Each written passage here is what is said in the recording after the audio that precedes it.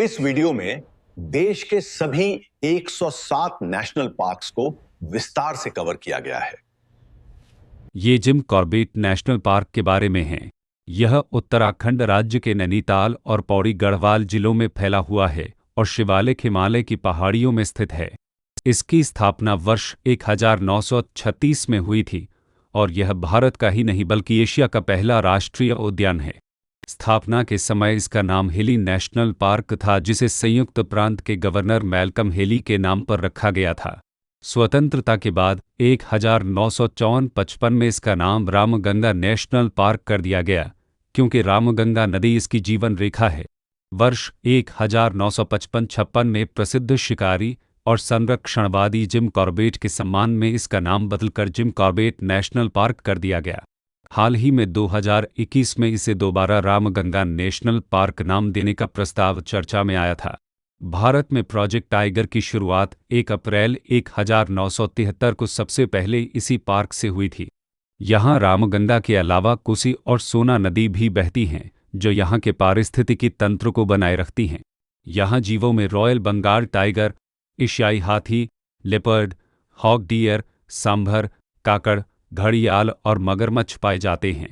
यह उद्यान दुनिया में बाघों के सबसे अधिक घनत्व वाले क्षेत्रों में से एक है। यहाँ का पाटिलदून घाटी क्षेत्र वन्यजीवों के लिए सबसे महत्वपूर्ण माना जाता है। ये काजीरंगा नेशनल पार्क के बारे में है। यह असम राज्य के गोलाघाट और नागांव जिलों में स्थित है और ब्रह्मपुत्र नदी के बाढ़ के मैदानों में फैला है। इसे 1905 में आरक्षित वन बनाने का प्रस्ताव रखा गया था और 1908 में इसे आरक्षित वन घोषित किया गया। वर्ष 1950 में इसे वन्यजीव अभयारण्य का दर्जा मिला और 1 जनवरी 1974 को यह आधिकारिक रूप से राष्ट्रीय उद्यान बना। इसे वर्ष 2007 में टाइगर रिजर्व घोषित किया गया था। हालांकि यहाँ बाघों की संख्या पहले से ही काफ़ी अच्छी थी। यह यूनेस्को की विश्व धरोहर स्थल 1985 है और इसे बर्ड लाइफ इंटरनेशनल द्वारा एक महत्वपूर्ण पक्षी क्षेत्र IBA भी माना गया है। इसके उत्तर में ब्रह्मपुत्र नदी बहती है और दक्षिण में राष्ट्रीय राजमार्ग संख्या 37 NH 37 गुजरता है। यहाँ दिफलू, मोरा दिफलू और मोरा धनसिरी जैसी छोटी नदियाँ भी बहती हैं, जो बाढ़ के समय जानवरों के लिए मुसीबत और वरदान दोनों बनती हैं। यहाँ बिग 5 जानवर पाए जाते हैं, जिनमें एक सींग वाला गैंडा, रॉयल बंगाल टाइगर, एशियाई हाथी, जंगली भैंसा और दलदली हिरण शामिल हैं। दुनिया के 2/3 एक सींग वाले गैंडे इसी उद्यान में निवास करते हैं, जो इसकी सबसे बड़ी विशेषता है। ये केवलादेव घाना नेशनल पार्क के बारे में है। यह राजस्थान के भरतपुर जिले में स्थित है और इसे भरतपुर पक्षी विहार के नाम से भी जाना जाता था। इसका इतिहास 250 साल पुराना है, जब इसे भरतपुर के राजाओं ने बतख के शिकारगाह के रूप में बनवाया था। इसे 1956 में पक्षी अभयारण्य घोषित किया गया और 1981 में इसे राष्ट्रीय उद्यान का दर्जा मिला। यह रामसर कन्वेंशन के तहत एक आर्द्रभूमि भी है और इसे 1985 में यूनेस्को विश्व धरोहर स्थल घोषित किया गया। यह उद्यान मोरट्रेक्स रिकॉर्ड में शामिल भारत की केवल 2 झीलों में से एक है। दूसरी लोकटक झील है। यहाँ पानी की आपूर्ति अजान बांध से होती है और यहाँ बाणगंगा और गंभीर नदियाँ जल प्रदान करती हैं। यहाँ सर्दियों में साइबेरियन क्रेन नामक दुर्लभ पक्षी प्रवास के लिए आता था, जो अब अत्यंत संकटग्रस्त है। यहाँ 370 से अधिक पक्षी प्रजातियाँ, सुनहरे सियार, जंगली बिल्ली, नीलगाय और अजगर बहुतायत में पाए जाते हैं। इसे पक्षियों का स्वर्ग कहा जाता है और यह मानव निर्मित और मानव प्रबंधित आर्द्रभूमि का एक बेहतरीन उदाहरण है। ये रणथंभौर नेशनल पार्क के बारे में है। यह राजस्थान के सवाई माधोपुर जिले में अरावली और विंध्य पर्वत श्रृंखलाओं के संगम पर स्थित है। इसे 1955 में सवाई माधोपुर खेल अभयारण्य के रूप में स्थापित किया गया था। यह 1973 में प्रोजेक्ट टाइगर के पहले चरण में शामिल होने वाले शुरुआती रिजर्वों में से एक था। इसे 1 नवंबर 1980 को पूर्ण रूप से राष्ट्रीय उद्यान का दर्जा दिया गया। इसके उत्तर में चंबल नदी और दक्षिण में बनास नदी बहती है, जो इसे एक विशिष्ट भौगोलिक स्थिति प्रदान करती हैं। यह अपने बाघों के लिए प्रसिद्ध है, विशेषकर मछली 16 बाघिन के लिए, जो दुनिया की सबसे प्रसिद्ध बाघिन मानी जाती थी। यहाँ बाघ के अलावा तेंदुआ, लकड़बग्घा, स्लोथ बियर, सांभर, चिंकारा और मगरमच्छ काफी संख्या में हैं। उद्यान के भीतर 10वीं शताब्दी का ऐतिहासिक रणथंभौर किला स्थित है, जिसे यूनेस्को ने विश्व धरोहर घोषित किया है। यहाँ का पदम तालाब, राजबाग तालाब और मलिक तालाब वन्य जीवों के पानी पीने के प्रमुख स्थान हैं। ये साइलेंट वैली नेशनल पार्क के बारे में हैं। यह केरल के पलक्कड़ जिले में नीलगिरी की पहाड़ियों में स्थित है और नीलगिरी बायोस्फीयर रिजर्व का मूल क्षेत्र COREARA है। इसे 1888 में आरक्षित वन घोषित किया गया था, लेकिन 1984 में इसे राष्ट्रीय उद्यान बनाया गया। इसका इतिहास एक बड़े जन आंदोलन सेव साइलेंट वैली 1973 से जुड़ा है, जो यहाँ कुंतीपुझा नदी पर बनने वाले हाइड्रोइलेक्ट्रिक बांध को रोकने के लिए चलाया गया था। यह भारत में वर्षा वनों का सबसे पुराना और अविकसित क्षेत्र माना जाता है। यहाँ कुंतीपुझा नदी बहती है, जो पूरे साल पानी से भरी रहती है। यहाँ का सबसे प्रमुख जानवर लायन टेल्ड मकाक है, जो एक लुप्तप्राय प्रजाति है। इसके अलावा यहाँ नीलगिरी लंगूर, मालाबार जाइंट स्क्विरल और ग्रेट इंडियन हॉर्नबिल पक्षी पाए जाते हैं। इसका नाम साइलेंट वैली इसलिए पड़ा क्योंकि यहाँ झिंगुर नहीं पाए जाते, जिससे जंगल में अजीब सी शांति रहती है। ये नाम अत्ता नेशनल पार्क के बारे में है। यह अरुणाचल प्रदेश के चांगलांग जिले में म्यांमार सीमा के पास स्थित है। इसे 1972 में वन्यजीव अभयारण्य घोषित किया गया और 1983 में इसे राष्ट्रीय उद्यान और टाइगर रिजर्व का दर्जा मिला। यह दुनिया का एकमात्र ऐसा उद्यान है जहां बड़ी बिल्ली की चारों प्रजातियां बाघ, तेंदुआ, हिम तेंदुआ और क्लाउडेड लेपर्ड पाई जाती हैं। यह 27 डिग्री उत्तरी अक्षांश पर स्थित है और दुनिया का सबसे उत्तरी तराई सदाबहार वर्षावन है। यहाँ नोआदिहिन नदी बहती है, जो ब्रह्मपुत्र की सहायक नदी है। यहाँ हुलॉक, गिब्बन, भारत का एकमात्र बनमानुष और लाल पांडा जैसे दुर्लभ जीव भी मिलते हैं। इसकी वनस्पति उष्णकटिबंधीय से लेकर अल्पाइन तक बदलती रहती है, क्योंकि इसकी ऊंचाई 200 मीटर से 4500 मीटर तक है। यह अपनी उड़ने वाली गिलहरी NMEAPHFLYING के लिए भी जाना जाता है, जो गंभीर रूप से लुप्तप्राय है। यह हेमिस नेशनल पार्क के बारे में है। यह केंद्र शासित प्रदेश लद्दाख के पूर्वी भाग में स्थित है। इसकी स्थापना 1981 में हुई थी और यह उच्च तुंगता HIGH-LTITUD वाला राष्ट्रीय उद्यान है। यह क्षेत्रफल की दृष्टि से भारत का सबसे बड़ा राष्ट्रीय उद्यान है, लगभग 4400 वर्ग किमी। यह सिंधु नदी के जलग्रहण क्षेत्र में आता है और इसके उत्तर में सिंधु नदी बहती है। यह दुनिया में हिम तेंदुओं SNOWLEOPRDs के सबसे अधिक घनत्व वाले क्षेत्रों में से एक है। यहाँ के अन्य प्रमुख जानवरों में हिमालयन तहर, ब्लू शीप भरल, तिब्बती भेड़िया और यूरेशियन ब्राउन बियर शामिल हैं। यह हिमालय के ट्रांस हिमालयन क्षेत्र में स्थित है, जहाँ बारिश बहुत कम होती है, यानी यह एक ठंडा रेगिस्तान है। यहाँ प्रसिद्ध हेमिस मठ भी स्थित है, जो लद्दाख की संस्कृति का केंद्र है। ये दुधवा नेशनल पार्क के बारे में है। यह उत्तर प्रदेश के लखीमपुर खीरी जिले में भारत नेपाल सीमा पर स्थित है। इसे 1958 में वन्यजीव अभयारण्य बनाया गया और 1977 में राष्ट्रीय उद्यान घोषित किया गया। इसे 1987-88 में प्रोजेक्ट टाइगर के तहत लाया गया और किशनपुर अभयारण्य के साथ मिलाकर दुधवा टाइगर रिजर्व बनाया गया। यहाँ सोहेली और मोहाना नदियाँ बहती हैं, जो घाघरा नदी की सहायक नदियाँ हैं। यह तराई पारिस्थितिकी तंत्र का प्रतिनिधित्व करता है, जहाँ ऊंची घास के मैदान और साल के जंगल पाए जाते हैं। यहाँ एक सींग वाले गैंडे को 1984 में असम से लाकर पुनर्विकसित RINTRODUC किया गया था। यहाँ बाघ, दलदली हिरण, बारहसिंघा, हाथी, हिस्पड हेयर खरगोश की प्रजाति और बंगाल फ्लोरिकन पक्षी प्रमुख हैं। यह क्षेत्र अपने दुधवा नाम के अनुरूप कभी बाघों की अच्छी आबादी के लिए जाना जाता था। ये गिर नेशनल पार्क के बारे में है। यह गुजरात के जूनागढ़, गिर सोमनाथ और अमरेली जिलों में फैला हुआ है। इसे 1965 में वन्यजीव अभयारण्य घोषित किया गया और 1975 में इसके मुख्य क्षेत्र को राष्ट्रीय उद्यान बनाया गया। यह उद्यान एशियाई शेर पुनरुत्थान परियोजना का केंद्र रहा है, क्योंकि 20वीं सदी की शुरुआत में यहाँ केवल 20 शेर बचे थे। यह अफ्रीका के बाहर दुनिया का एकमात्र स्थान है जहाँ शेर SIATICLIONS अपने प्राकृतिक आवास में पाए जाते हैं। यहाँ 7 प्रमुख नदियाँ बहती हैं: हिरन, शेत्रुंजी, धातरवाड़ी, शिंगोड़ा, मछुंदरी, गोदावरी और रावल। यहाँ का कमलेश्वर बांध के MELISHWRDN जंगल की जीवन रेखा कहा जाता है। शेरों के अलावा यहाँ भारतीय तेंदुआ, जंगली बिल्ली, धारीदार लकड़बग्घा और चौसिंगा FOURH और NEDNTLOP पाए जाते हैं। यहाँ मालधारी नामक आदिवासी समुदाय के लोग सदियों से शेरों के साथ सहअस्तित्व में रहते आए हैं। ये कूनो नेशनल पार्क के बारे में है। यह मध्य प्रदेश के श्योपुर और मुरैना जिलों में विंध्याचल पहाड़ियों में स्थित है।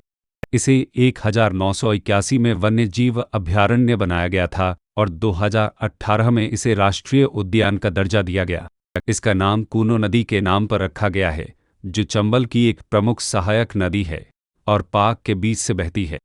यह ऐतिहासिक रूप से प्रोजेक्ट लायन एशियाई शेरों का दूसरा घर के लिए चुना गया था, लेकिन यह प्रोजेक्ट चीता के लिए प्रसिद्ध हुआ। 17 सितंबर 2022 को नामीबिया से लाए गए 8 चीतों को प्रधानमंत्री द्वारा यहां छोड़ा गया, जिससे भारत में चीतों की वापसी हुई। यहां करधी, खैर और सलाई के शुष्क पर्णपाती वन DRYDCIDOUS FORESTS पाए जाते हैं। चीतों के अलावा यहां भारतीय भेड़िया, तेंदुआ, सियार, चिंकारा और काला हिरण BLAC के BUC के भी मौजूद हैं। यहाँ सहरिया जनजाति के लोग निवास करते हैं, जिन्हें पार्क बनने के दौरान विस्थापित किया गया था। ये पेरियार नेशनल पार्क के बारे में है। यह केरल के इडुक्की और पथानमथिट्टा जिलों में इलायची की पहाड़ियों CRDMOM HILLS में स्थित है। इसे 1950 में पेरियार वन्यजीव अभयारण्य घोषित किया गया और 1982 में यह राष्ट्रीय उद्यान बना। यह 1978 में टाइगर रिजर्व बना और 1991 में इसे हाथी रिजर्व PROJCTLEPHNT के तहत भी शामिल किया गया। यह उद्यान पेरियार नदी और पम्बा नदी के जलग्रहण क्षेत्र में स्थित है। इसके केंद्र में मुल्ला पेरियार बांध के निर्माण से बनी एक कृत्रिम झील पेरियार झील है, जो 26 वर्ग किमी में फैली है। यह नीलगिरी तहर, शेर की पूंछ वाले मकाक, त्रावणकोर फ्लाइंग स्क्विरल, हाथी और बाघ का घर है। यहाँ सबरीमाला मंदिर इसी टाइगर रिजर्व के बफर जोन में स्थित है, जहाँ हर साल लाखों तीर्थयात्री आते हैं। यह उन गिने-चुने पार्कों में से है जहाँ पर्यटक नाव BOAT द्वारा सफारी का आनंद ले सकते हैं। ये सुंदरवन नेशनल पार्क के बारे में है। यह पश्चिम बंगाल के दक्षिण 24 परगना जिले में गंगा ब्रह्मपुत्र मेघना डेल्टा क्षेत्र में स्थित है। इसे 1973 में टाइगर रिजर्व, 1977 में अभयारण्य और 4 मई 1984 को राष्ट्रीय उद्यान घोषित किया गया। यह यूनेस्को विश्व धरोहर स्थल 1987 है और 2019 में इसे रामसर साइट का दर्जा भी दिया गया। यह दुनिया का सबसे बड़ा ज्वारीय halophytic mangrove TIGL HLOPHYTIC MNGROV वन है। यहाँ सुंदरी HERITIRA FOMES के पेड़ बहुतायत में पाए जाते हैं, जिनके नाम पर इसका नाम सुंदरवन पड़ा।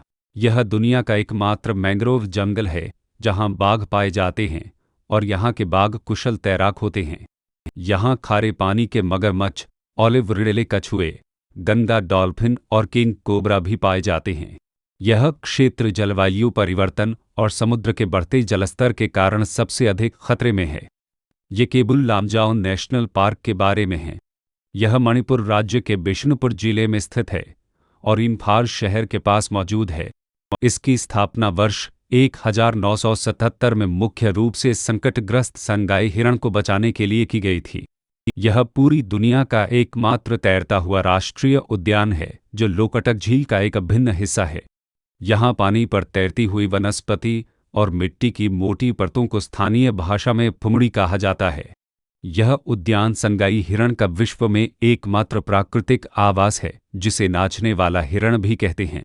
यह रामसर कन्वेंशन के तहत अंतर्राष्ट्रीय महत्व की आर्द्रभूमि है और मॉन्ट्रिक्स रिकॉर्ड में भी शामिल है। यहाँ से एक जलमार्ग गुजरता है और स्थानीय मछुआरे अपनी डोंगी नावों का उपयोग करके इसके आसपास रहते हैं। यहाँ की पारिस्थितिकी बहुत ही विशिष्ट है, क्योंकि यहाँ की जमीन यानी फुमड़ी पानी पर तैरती रहती है। ये बांदीपुर नेशनल पार्क के बारे में है। यह कर्नाटक के चामराजनगर जिले में स्थित है और यह नीलगिरी बायोस्फीयर रिजर्व का हिस्सा है। इसे वर्ष 1931 में मैसूर के महाराजा ने वेणुगोपाल वन्यजीव पार्क के रूप में स्थापित किया था। वर्ष 1973 में प्रोजेक्ट टाइगर की शुरुआत के समय इसे टाइगर रिजर्व बनाया गया और 1974 में राष्ट्रीय उद्यान का दर्जा मिला। इसके उत्तर में काबिनी नदी और दक्षिण में मोयार नदी बहती है, जो इसे नागरहोल और मुदुमलाई से अलग करती है। यहाँ से राष्ट्रीय राजमार्ग NH-67 और NH-766 गुजरते हैं, जिन पर रात के समय वाहनों का आवागमन पूरी तरह प्रतिबंधित है। यहाँ देश में हाथियों और बाघों की दूसरी सबसे बड़ी आबादी पाई जाती है। यहाँ लैंटाना कमारा नामक एक विदेशी आक्रामक पौधा जंगल के लिए एक बड़ी समस्या बना हुआ है। ये मानस नेशनल पार्क के बारे में है। यह असम राज्य में हिमालय की तलहटी में स्थित है और भूटान के रॉयल मानस नेशनल पार्क से लगा हुआ है। इसे वर्ष 1928 में अभयारण्य घोषित किया गया था और 1990 में इसे राष्ट्रीय उद्यान का दर्जा मिला। यह एक साथ टाइगर रिजर्व और हाथी रिजर्व और बायोस्फीयर रिजर्व होने के साथ यूनेस्को विश्व धरोहर स्थल भी है। इसके बीच से मानस नदी बहती है, जिसे बेकी नदी भी कहते हैं, और यह ब्रह्मपुत्र की एक प्रमुख सहायक नदी है। यह अपनी जैव विविधता के लिए प्रसिद्ध है, जिसमें पिग्मी हॉग और गोल्डन लंगूर और जंगली भैंसा शामिल हैं। इसे वर्ष 1992 में बोडो उग्रवाद के कारण खतरे में पड़ी विश्व धरोहर सूची में डाला गया था, जिसे स्थिति सुधरने पर 2011 में हटा दिया गया। ये सतपुड़ा नेशनल पार्क के बारे में है। यह मध्य प्रदेश के नर्मदापुरम जिले में सतपुड़ा पर्वतमाला के बीच स्थित है। इसकी स्थापना वर्ष 1981 में हुई थी और इसे 1999 में टाइगर रिजर्व घोषित किया गया था। यह पचमढ़ी बायोस्फीयर रिजर्व का मुख्य हिस्सा है और अपनी जैव विविधता के लिए प्रसिद्ध है। यहाँ देनवा नदी बहती है, जो तवा बांध के बैकवाटर से मिलती है और जलीय जीवों को आश्रय देती है। यह भारत का एकमात्र ऐसा टाइगर रिजर्व है जहाँ पर्यटकों को जंगल के अंदर पैदल सफारी करने की अनुमति है। यहाँ मध्य भारतीय विशाल गिलहरी और उड़ने वाली गिलहरी पाई जाती हैं। इस पार्क के अंदर 50 से अधिक शैलाश्रय हैं, जिनमें हजारों साल पुरानी रॉक पेंटिंग बनी हुई हैं। ये पन्ना नेशनल पार्क के बारे में है। यह मध्य प्रदेश के पन्ना और छतरपुर जिलों में विंध्य पर्वत श्रृंखला में स्थित है। इसकी स्थापना वर्ष 1981 में हुई थी और 1994 में इसे भारत का 22वां टाइगर रिजर्व घोषित किया गया। वर्ष 2009 में यहाँ बाघों की संख्या 0 हो गई थी, जिसके बाद बाघ पुनर्स्थापना कार्यक्रम चलाकर इसे फिर से आबाद किया गया। केन नदी इस पार्क के बीच से उत्तर दिशा की ओर बहती है, जो इस जंगल की जीवन रेखा है। यहाँ प्रस्तावित केन बेतवा नदी जोड़ो परियोजना के कारण इस पार्क का एक बड़ा हिस्सा जलमग्न होने का खतरा है। इसे वर्ष 2017 में केंद्रीय पर्यटन मंत्रालय द्वारा सर्वश्रेष्ठ रखरखाव वाले राष्ट्रीय उद्यान का पुरस्कार मिला था। ये बांधवगढ़ नेशनल पार्क के बारे में है। यह मध्य प्रदेश के उमरिया जिले में स्थित है और विंध्य पर्वतमाला के पूर्वी क्षेत्र में आता है। इसे वर्ष 1968 में राष्ट्रीय उद्यान घोषित किया गया था और 1993 में यह टाइगर रिजर्व बना। यह ऐतिहासिक रूप से रीवा के महाराजाओं का शिकारगाह था और सफ़ेद बाघ मोहन को यही पास में पकड़ा गया था। यहाँ बाघों का घनत्व भारत में सबसे अधिक है, यानी कम क्षेत्र में ज्यादा बाघ पाए जाते हैं। चरणगंगा नदी इस पार्क के बीचों बीच से बहती है, जो यहाँ के वन्य जीवों के लिए पानी का मुख्य स्रोत है। यहाँ भगवान विष्णु की शेषनाग पर लेटी हुई प्राचीन मूर्ति है, जो लगभग 2000 साल पुरानी मानी जाती है। यह पार्क 32 पहाड़ियों से घिरा हुआ है और यहाँ कबीर दास जी का भी एक स्थान कबीर चौरा मौजूद है। ये पेंच नेशनल पार्क के बारे में है। यह मध्य प्रदेश के सिवनी और छिंदवाड़ा जिलों में तथा कुछ हिस्सा महाराष्ट्र में फैला हुआ है। इसे वर्ष 1975 में राष्ट्रीय उद्यान बनाया गया और 1992 में यह टाइगर रिजर्व बना। वर्ष 2002 में इसका नाम बदलकर इंदिरा प्रियदर्शनी पेंच नेशनल पार्क कर दिया गया था। पेंच नदी इस पार्क को 2 भागों पूर्वी और पश्चिमी में विभाजित करती है। रुडयार्ड किपलिंग की प्रसिद्ध पुस्तक द जंगल बुक की कहानी और मोगली का चरित्र इसी जंगल से प्रेरित माना जाता है। यहाँ भारत का सबसे लंबा राष्ट्रीय राजमार्ग NH-44 इसके बफर जोन से होकर गुजरता है, जिसके लिए विशेष एनिमल अंडरपास बनाए गए हैं। BBC की प्रसिद्ध documentary tiger spy in the jungle इसी पार्क में हाथियों पर कैमरा लगाकर फिल्माई गई थी। ये ग्रेट हिमालयन नेशनल पार्क के बारे में है। यह हिमाचल प्रदेश के कुल्लू जिले में पश्चिमी हिमालय की चोटियों पर स्थित है। इसकी स्थापना वर्ष 1984 में हुई थी और 1999 में इसे राष्ट्रीय उद्यान का दर्जा मिला। इसे वर्ष 2014 में इसके उत्कृष्ट जैव विविधता संरक्षण के लिए यूनेस्को विश्व धरोहर स्थल घोषित किया गया। यहाँ तीर्थन और सैंज और जीवानाल नदियाँ बहती हैं, जो ब्यास नदी की सहायक नदियाँ हैं। यह हिम तेंदुआ और हिमालयन तहर और कस्तूरी मृग जैसे पहाड़ी जानवरों का घर है। यहाँ पश्चिमी ट्रैगोपेन नामक अत्यंत दुर्लभ पक्षी पाया जाता है, जिसे हिमाचल का राज्य पक्षी भी माना जाता है। यहाँ समशीतोष्ण और अल्पाइन वनों का मिश्रण पाया जाता है और यहाँ ब्लू पॉपी जैसे दुर्लभ फूल खिलते हैं। ये खानचेनजुंगा नेशनल पार्क के बारे में है। यह सिक्किम राज्य के उत्तरी और पश्चिमी जिलों में स्थित है। इसकी स्थापना वर्ष 1977 में हुई थी और यह कंचनजंगा पर्वत की तलहटी में है। इसे वर्ष 2016 में यूनेस्को द्वारा मिश्रित विश्व धरोहर स्थल घोषित किया गया, जो भारत में अपनी तरह का एकमात्र है। मिश्रित धरोहर का मतलब है कि यह प्राकृतिक और सांस्कृतिक दोनों महत्व रखता है, क्योंकि यहाँ लेप्चा जनजाति की संस्कृति भी जुड़ी है। यहाँ जेमो ग्लेशियर स्थित है, जो पूर्वी हिमालय का सबसे बड़ा ग्लेशियर है। यहाँ लाल पांडा और हिम तेंदुआ और हिमालय काला भालू जैसे जीव पाए जाते हैं। यहाँ की थोलुंग मठ एक बहुत ही पवित्र बौद्ध स्थल है, जो पार्क के बफर जोन में स्थित है। ये सिमलीपाल नेशनल पार्क के बारे में है। यह ओडिशा के मयूरभंज जिले में स्थित है।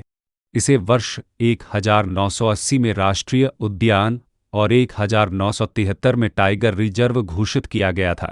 इसका नाम यहाँ बहुत अधिक मात्रा में पाए जाने वाले लाल रेशमी कपास के पेड़ों यानी सेमल के नाम पर पड़ा है। यह यूनेस्को के world network of biosphere reserve का हिस्सा है।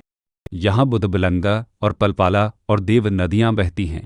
यह दुनिया की एकमात्र जगह है जहाँ मेलानिस्टिक टाइगर यानी काले रंग की धारियों वाले बाघ पाए जाते हैं। यहाँ जोरांडा और बरेही पानी जलप्रपात स्थित हैं, जो पर्यटकों के आकर्षण का केंद्र हैं। ये वाल्मीकि नेशनल पार्क के बारे में है। यह बिहार के पश्चिमी चंपारण जिले में स्थित है और नेपाल की सीमा से लगा हुआ है। इसे वर्ष 1978 में वन्य जीव अभयारण्य और 1990 में राष्ट्रीय उद्यान घोषित किया गया था।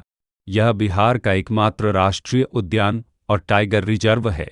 गंडक नदी इसके पश्चिमी हिस्से से होकर बहती है और यह नेपाल के चितवन नेशनल पार्क के साथ पारिस्थितिकीय सीमा साझा करता है। यहाँ थारू जनजाति के लोग निवास करते हैं, जिनकी अपनी विशिष्ट संस्कृति है। रामायण काल से जुड़े वाल्मीकि आश्रम के नाम पर इसका नामकरण हुआ है। यहाँ उड़ने वाली लोमड़ी यानी फ्लाइंग फॉक्स और एक सींग वाले गैंडे भी कभी कभी देखे जाते हैं। ये नागरहोल नेशनल पार्क के बारे में है। यह कर्नाटक के कोडागु और मैसूर जिलों में स्थित है। इसका नाम अब राजीव गांधी नेशनल पार्क कर दिया गया है। कन्नड़ भाषा में नागर का अर्थ सांप और हुल का अर्थ धारा होता है, क्योंकि यहाँ बहुत सी छोटी नदियाँ बहती हैं। इसे वर्ष 1988 में राष्ट्रीय उद्यान और 1999 में टाइगर रिजर्व बनाया गया था। काबिनी नदी और उसका जलाशय इसे बांदीपुर नेशनल पार्क से अलग करता है। यहाँ शिकारियों और हाथियों का घनत्व बहुत अधिक है और यहाँ काला तेंदुआ भी पाया जाता है। यहाँ के जंगल विशेष रूप से सागौन और शीशम के पेड़ों के लिए प्रसिद्ध हैं। ये डेजर्ट नेशनल पार्क के बारे में है। यह राजस्थान के जैसलमेर और बाड़मेर जिलों में थार रेगिस्तान में स्थित है। इसकी स्थापना वर्ष 1981 में हुई थी और यह क्षेत्रफल में भारत के सबसे बड़े पार्कों में से एक है। यह गंभीर रूप से संकटग्रस्त पक्षी ग्रेट इंडियन बस्टर्ड यानी गोडावण का मुख्य आवास है। यहाँ आकलवुड फॉसिल पार्क स्थित है, जहाँ करोड़ों साल पुराने पेड़ों के जीवाश्म संरक्षित हैं। यहाँ इंदिरा गांधी नहर के आने से यहाँ की पारिस्थितिकी में कुछ बदलाव देखे गए हैं। यहाँ चिनकारा और रेगिस्तानी बिल्ली और लोमड़ी जैसे जानवर पाए जाते हैं, जो कम पानी में जीवित रह सकते हैं। यह भारत में रेगिस्तानी पारिस्थितिकी तंत्र का सबसे बेहतरीन उदाहरण है। ये सरिस्का नेशनल पार्क के बारे में है। यह राजस्थान राज्य के अलवर जिले में अरावली पर्वतमाला की गोद में स्थित है। इसे वर्ष 1955 में वन्यजीव अभयारण्य और 1978 में टाइगर रिजर्व का दर्जा दिया गया था तथा 1982 में यह राष्ट्रीय उद्यान बना। यह दुनिया का पहला ऐसा टाइगर रिजर्व है जहां शिकारियों द्वारा सभी बाघों को मार दिए जाने के बाद वर्ष 2008 में रणथंभौर से हेलीकॉप्टर द्वारा बाघों को लाकर सफलतापूर्वक दोबारा बसाया गया। इसके कोर जोन में पांडुपुल हनुमान जी का प्राचीन मंदिर स्थित है, जहां महाभारत काल में भीम ने गदा मारकर पानी निकाला था। यहाँ ऐतिहासिक कामकंवाड़ी का किला मौजूद है, जहां मुगल बादशाह औरंगजेब ने अपने बड़े भाई दारा शिकोह को कैद करके रखा था।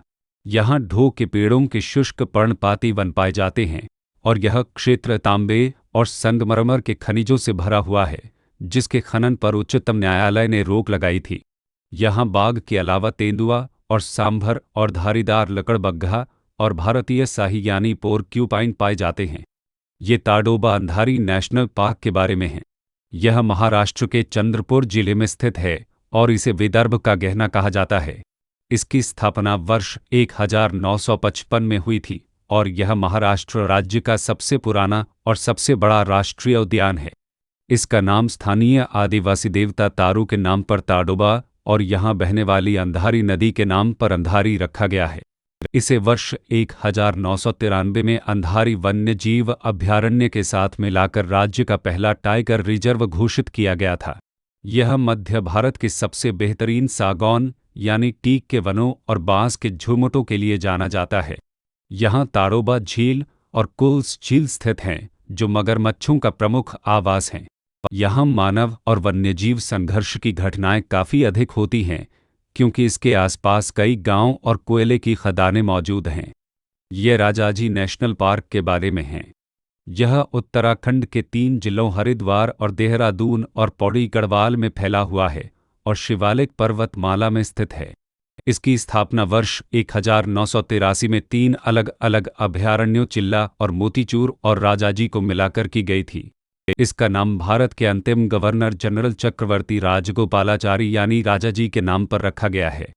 इसे वर्ष 2015 में देश का 48वां और उत्तराखंड का दूसरा टाइगर रिजर्व घोषित किया गया था।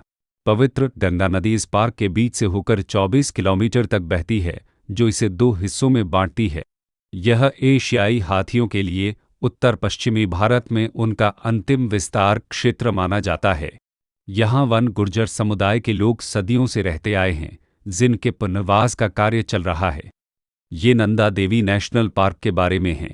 यह उत्तराखंड के चमोली जिले में नंदा देवी पर्वत यानी भारत की दूसरी सबसे ऊंची चोटी के चारों ओर स्थित है। इसकी स्थापना वर्ष 1982 में हुई थी और 1988 में इसे यूनेस्को विश्व धरोहर स्थल घोषित किया गया। यह ऋषि गंगा नदी का जलग्रहण क्षेत्र है, जो आगे चलकर धौली गंगा में मिलती है। यह पार्क एक कटोरे के आकार का है और इसके अंदर जाना बहुत कठिन है, इसलिए इसकी पारिस्थितिकी बिल्कुल अछूती है।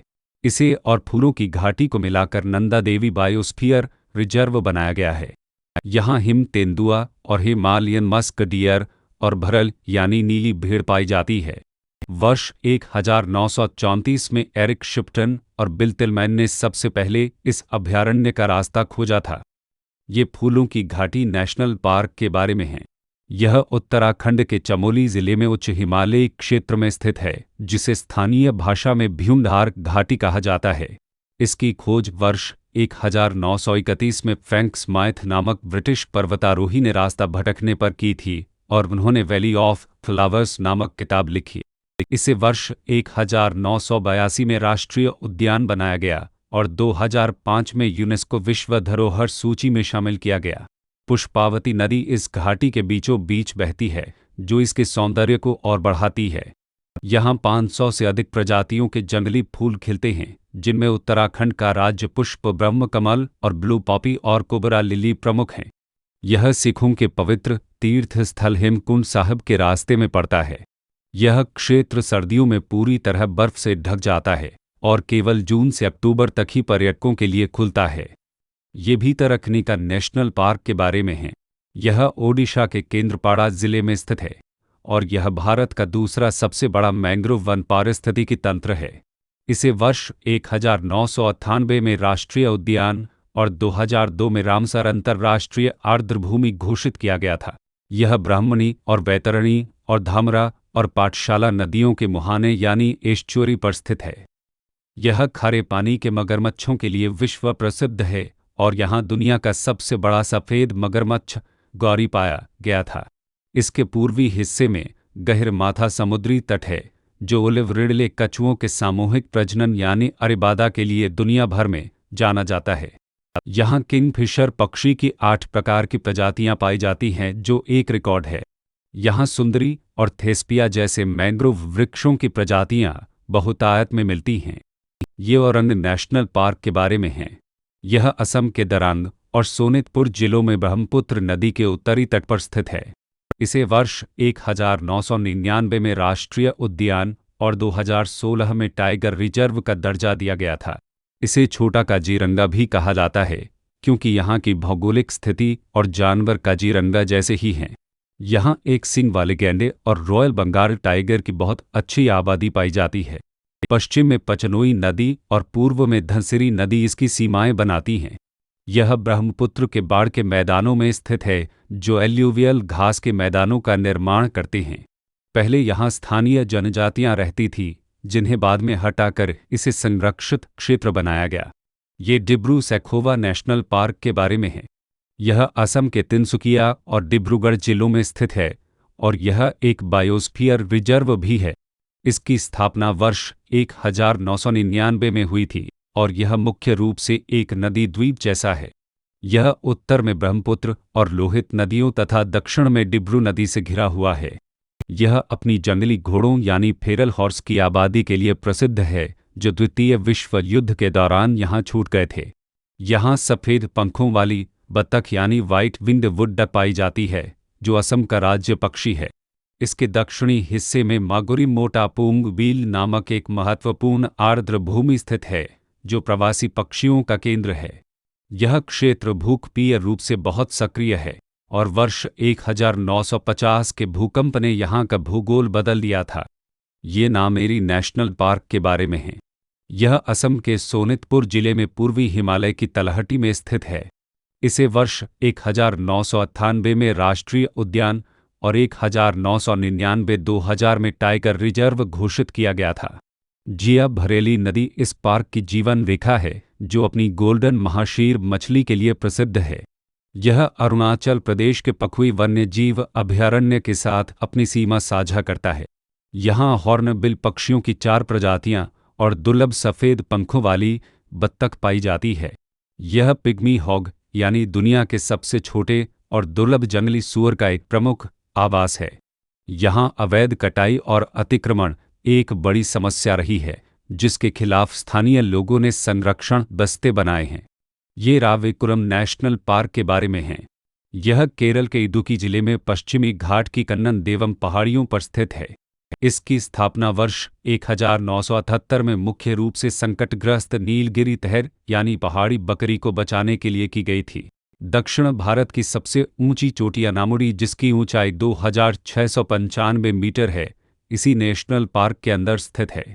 यहाँ नील कुरिंजी के फूल खिलते हैं जो 12 साल में एक बार पूरी घाटी को नीला कर देते हैं और आखिरी बार ये 2018 में खिले थे। यह उच्च ऊंचाई वाले शोला वन और पर्वतीय घास के मैदानों का एक बेहतरीन उदाहरण है। यहाँ पेरियार नदी की सहायक नदी पंबर बहती है जो केरल की उन कुछ नदियों में से है जो पूर्व की ओर बहती हैं। ये मन्नार की खाड़ी समुद्री नेशनल पार्क के बारे में है। यह तमिलनाडु के तट पर थूथुकुड़ी और रामेश्वरम के बीच स्थित है और इसमें 21 छोटे द्वीप शामिल हैं। इसकी स्थापना वर्ष 1986 में हुई थी और यह दक्षिण एशिया का पहला समुद्री बायोस्फीयर रिजर्व है। यह अपने प्रवाल भित्तियों यानी कोरल रीफ और समुद्री गाय यानी डुगोंग के संरक्षण के लिए प्रसिद्ध है। यहाँ समुद्री घास के विशाल मैदान पाए जाते हैं जो डुगोंग का मुख्य भोजन है। यहाँ लगभग 3600 प्रकार के पौधे और जीव पाए जाते हैं जिनमें समुद्री कछुए और डॉल्फिन और व्हेल शामिल हैं। यह क्षेत्र ऐतिहासिक रूप से मोती निकालने यानी पर्ल फिशिंग के लिए प्रसिद्ध रहा है। राम सेतु यानी एडम्स ब्रिज का क्षेत्र इसके पास ही स्थित है। ये मुदुमलाई नेशनल पार्क के बारे में है। यह तमिलनाडु के नीलगिरी जिले में कर्नाटक और केरल राज्यों की सीमा के मिलन बिंदु यानी ट्राई जंक्शन पर स्थित है। इसकी स्थापना वर्ष 1940 में हुई थी, जो दक्षिण भारत का पहला अभयारण्य था, और 2007 में यह टाइगर रिजर्व बना। मुदुमलाई का अर्थ तमिल भाषा में प्राचीन पहाड़ी श्रृंखला होता है, क्योंकि यह 65 मिलियन साल पुरानी मानी जाती है। मोयार नदी इसे उत्तर में बांदीपुर नेशनल पार्क से अलग करती है और इसे गहरा घाव यानी मोयार गोर्ज बनाती है। यहाँ थेपकाडू हाथी शिविर स्थित है, जो एशिया के सबसे पुराने हाथी शिविरों में से एक है। यहाँ भारतीय विशाल गिलहरी और उड़ने वाली छिपकली और मालाबार ट्रोगोन पक्षी पाए जाते हैं। यहाँ से ऊटी जाने वाला राष्ट्रीय राजमार्ग गुजरता है, जहाँ अक्सर जानवरों के सड़क पार करने के कारण रात में यातायात बंद रहता है। ये मुकुर्थी नेशनल पार्क के बारे में है। यह तमिलनाडु के नीलगिरी पठार के पश्चिमी कोने में स्थित है। इसकी स्थापना वर्ष 2001 में विशेष रूप से नीलगिरी तहर को बचाने के लिए की गई थी। इसका आकार एक उल्टे त्रिकोण जैसा है और यह केरल की साइलेंट वैली के साथ सीमा साझा करता है। यहाँ बहुत अधिक वर्षा होती है और यह पायकारा और कुंदह नदियों का प्रमुख जलग्रहण क्षेत्र है। यह अपनी पर्वतीय घास के मैदानों और घाटियों में स्थित शोला वनों के लिए जाना जाता है। यहाँ टोडा जनजाति के लोग रहते हैं और मुकुर्थी चोटी उनके लिए एक पवित्र स्थल है। इस पार्क में पर्यटकों का प्रवेश बहुत सीमित है और केवल ट्रैकिंग की अनुमति विशेष परमिट से मिलती है। ये गुंडी नेशनल पार्क के बारे में है। यह तमिलनाडु की राजधानी चेन्नई शहर के बिल्कुल बीच में स्थित है और यह एक ex-situ संरक्षण क्षेत्र है। इसकी स्थापना वर्ष 1976 में हुई थी और यह क्षेत्रफल में केवल 2.7 वर्ग किलोमीटर है, जो इसे बहुत छोटा बनाता है। यह भारत के उन गिने चुने नेशनल पार्कों में से है जो पूरी तरह से शहर की सीमा के अंदर हैं। यहाँ उष्णकटिबंधीय शुष्क सदाबहार वनस्पति पाई जाती है, जो भारत में बहुत दुर्लभ है। इसके परिसर में एक प्रसिद्ध सर्प उद्यान और बाल उद्यान भी स्थित है। यहाँ चित्तीदार हिरण और काला हिरण यानी ब्लैकबक बड़ी संख्या में स्वतंत्र रूप से घूमते हैं। यह मूल रूप से ब्रिटिश काल में एक निजी शिकारगाह यानी गेम रिजर्व था, जिसे बाद में संरक्षित किया गया। ये काली टाइगर रिजर्व अंशी नेशनल पार्क के बारे में है। यह कर्नाटक के उत्तर कन्नड़ जिले में पश्चिमी घाट में स्थित है। इसे पहले अंशी नेशनल पार्क कहा जाता था, लेकिन 2015 में इसका नाम बदलकर काली टाइगर रिजर्व कर दिया गया।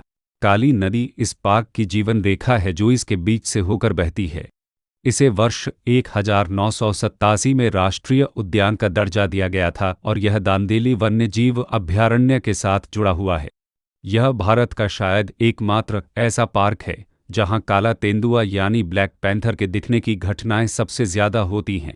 यहाँ पश्चिमी घाट के घने सदाबहार वन पाए जाते हैं, जहां सूरज की रोशनी जमीन तक मुश्किल से पहुंचती है। यहाँ मालाबार पाइड हॉर्नबिल और किंग कोबरा जैसे विशिष्ट जीव पाए जाते हैं। ये कुद्रेमुख नेशनल पार्क के बारे में है। यह कर्नाटक के चिकमगलूर जिले में पश्चिमी घाट की श्रेणियों में स्थित है। इसका नाम कुद्रेमुख इसलिए पड़ा क्योंकि यहाँ की सबसे ऊंची पर्वत चोटी घोड़े के मुख जैसी दिखाई देती है। इसे वर्ष 1987 में राष्ट्रीय उद्यान घोषित किया गया था और यह तुंगा और भद्रा और नेत्रवती नदियों का उद्गम स्थल है।